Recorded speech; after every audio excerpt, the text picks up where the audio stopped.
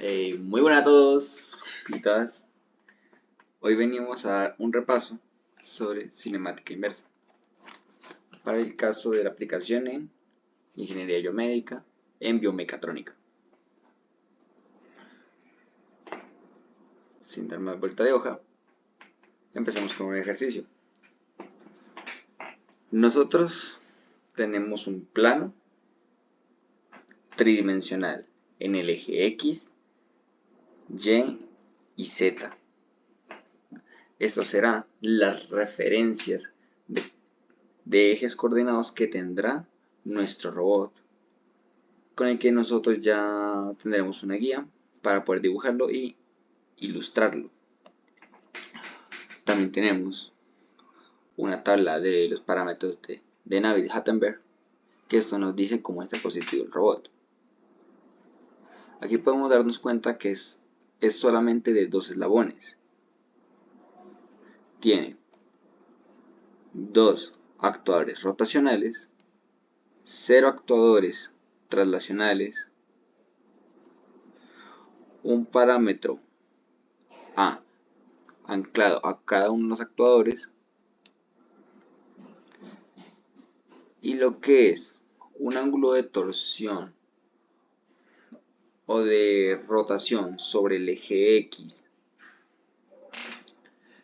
tampoco tenemos. Simplemente para explicar que solo será actuadores rotacionales y tendrán una distancia. Esto lo podemos ver así. Nosotros los actuadores siempre los colocaremos sobre el eje Z. Pero como los podemos nosotros a su vez rotar sobre otro eje, pues este puede tener diferentes direcciones, dependiendo nosotros cómo lo hayamos diseñado o cómo lo querramos dibujar. Así que colocamos el eje 0 en el punto inicial, y como no tiene una distancia del eje 0 al primer actuador, pues solapamos los dos ejes coordenados uno encima del otro. Aquí podemos ver que el primer actuador rota alrededor de Z1 y que el segundo actuador rota alrededor de Z2. También, ¿qué pasa? Las distancias, como van en el eje X del eje coordenado actual, que el anterior sería 0, que es la referencia, y el actual sería 1, entonces este iría a través de X1. Ese sería el eslabón que conecta el primer y segundo actuador. Luego, el segundo, pues como no hay como tal un efector final, o podríamos decir que es un punto imaginario en este punto, entonces podemos plantear que la distancia de L2 se encuentra entre el segundo actuador y este punto de efector final.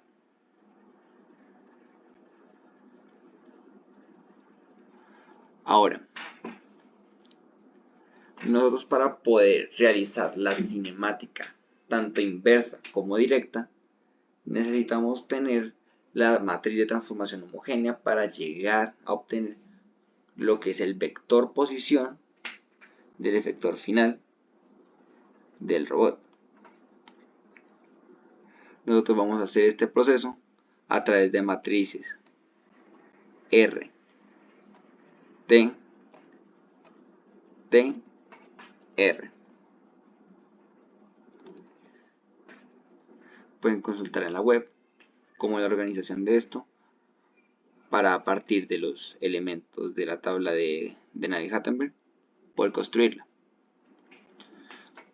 Lo que nos resulta en estas dos matrices, del punto 0 al 1, matriz de 0 a 1 y de 1 a 2.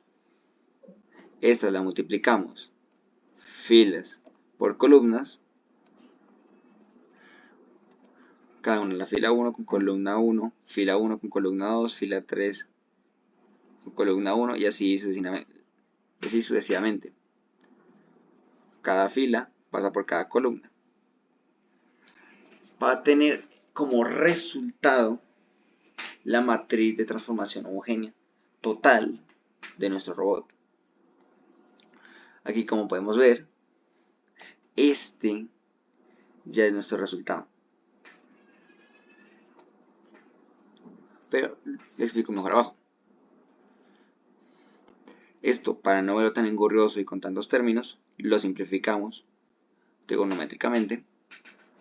Y ahora sí podemos aclarar que el primer elemento de este vector es la posición en X del efector final. El segundo es la posición Y del vector final. Y el tercero es la posición Z del vector final. Como vemos, no tenemos como tal una distancia en Z. Por lo tanto, esta es 0.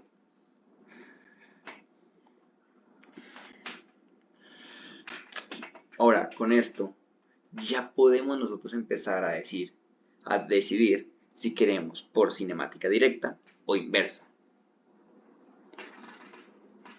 Primero hagámoslo por cinemática directa. La cinemática directa establece que nosotros, a partir de definir los elementos del robot, como lo pueden ser los ángulos de cada motor, se obtendrá una posición final. ¿Qué me dice? Yo defino cada uno de los elementos como son los de diseño para el largor de A1 y A2, su dimensión, y también para cinemática directa es cuando yo defino qué tanto es el ángulo θ de cada uno de los actuadores rotacionales. Aquí puedo dar un ejemplo. Como este robot tiene movimientos alrededor de Z, aquí estamos viendo desde una vista superior cómo sería este movimiento. Haciendo un ejemplo. Nosotros tenemos esta posición del robot. Desconocemos los ángulos para la cinemática inversa, pero para la cinemática directa nosotros mismos los definimos. En este caso desconocemos es la posición final. Así que, ¿cómo nosotros definimos o sabemos cuál es la posición final?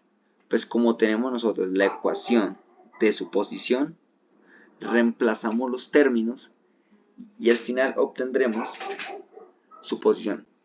Esto no tiene dimensiones, pero pueden ser metros, centímetros, milímetros.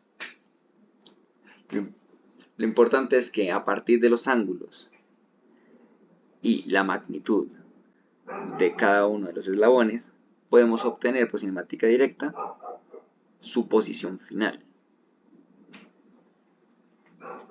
Ahora, ¿cómo lo hacemos al revés? Que es como funciona en la industria.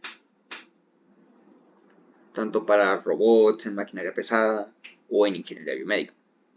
Esto es por cinemática inversa. Y es que sabemos cuál es la posición en la que está un objeto, pero no sabemos en qué ángulos mover los actuadores para llegar a esa posición. Entonces, aquí es donde les planteo. Sabemos el largo de cada uno de los eslabones. En este caso, estos no varían, no son traslacionales. Que esos sí varían en su longitud. Tenemos la posición. Esto no tiene que ver explícitamente con lo que ya hallamos con cinemática directa. Simplemente es un ejemplo que utilizamos los mismos valores para poder comparar al final. No es necesario hacer cinemática directa antes de la inversa. Son procesos que pueden funcionar independientemente. Tenemos la posición en X y la posición en Y. O sea, sabemos esto. Desconocemos son estos dos valores. Entonces, bajo unas fórmulas que ya existen para nosotros poder hallar estas dimensiones es reemplazar. Pero antes de reemplazar necesitamos conocer una función especial para este tipo de casos, que es la función de atan2. Esta función, ¿qué nos dice? Esto nos es capaz de decir qué ángulo hay no solo en un cuadrante, como estamos acostumbrados en ese tipo de diagrama, sino que ya manejamos todo el plano, 360 grados, y nosotros podemos identificar en cada uno de los cuadrantes dónde es la posición, ya que un limitante de hacerlo por el método tradicional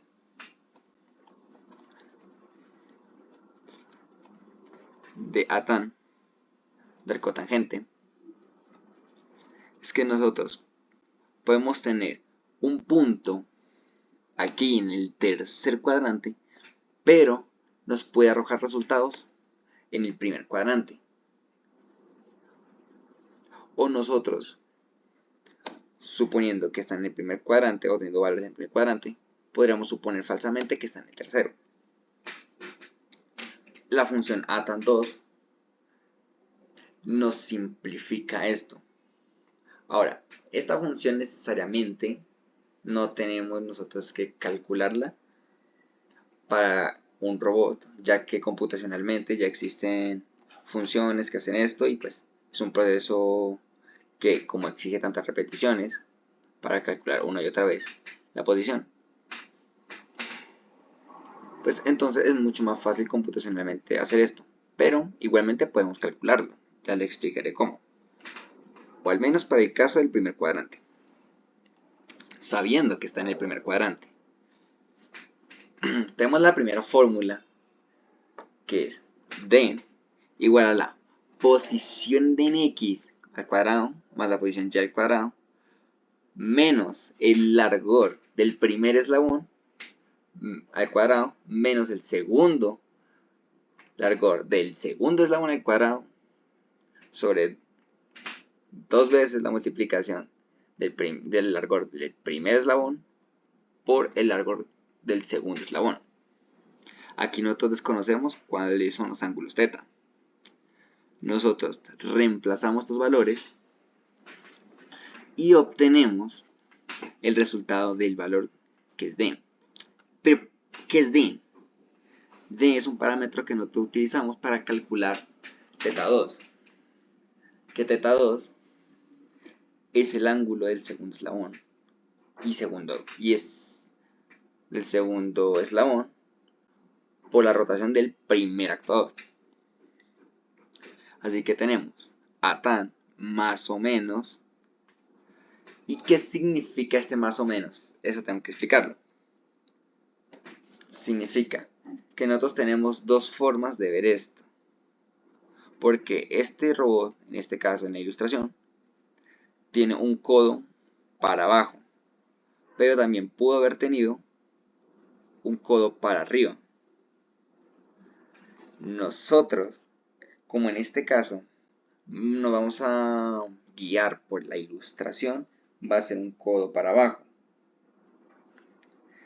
Entonces, esto va a hacer que nosotros lo manejemos de forma positiva.